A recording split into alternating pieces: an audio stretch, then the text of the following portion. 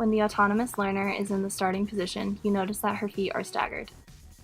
You can also notice that her legs are bent enough so that her hands can grab underneath the block. Her arms pull upwards on the block in order to create tension. Her head is tucked in between her arms.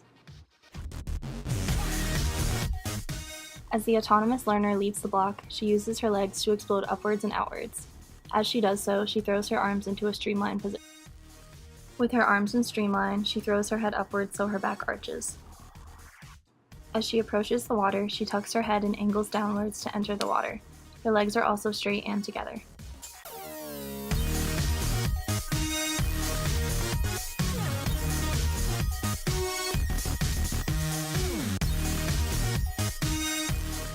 When the cognitive learner is in the starting position, her feet are not staggered like that of the autonomous learner.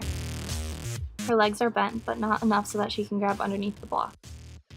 Therefore, her arms fail to pull up on the block to create tension. You can also notice that her head is not tucked in between her upper arms. As the cognitive learner leaves the block, she does not explode up and outwards. You can notice that her arms are not in streamlined position and her back is curved downwards. As she enters the water, her legs are not straight or together.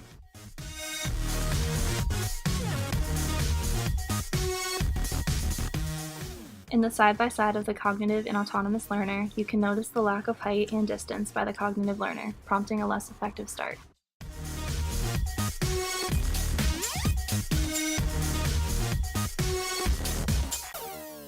After practice, the cognitive learner begins with her feet staggered. Her legs are now bent enough so that she can grab under the block. This allows for her arms to pull up on the block and create tension. Although practiced, her head is still not tucked.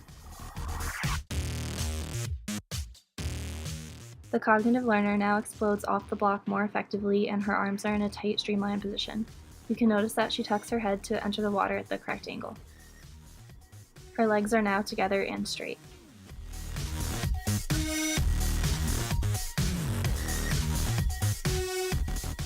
The side-by-side of the cognitive learner before and after practice shows great improvement in form and execution.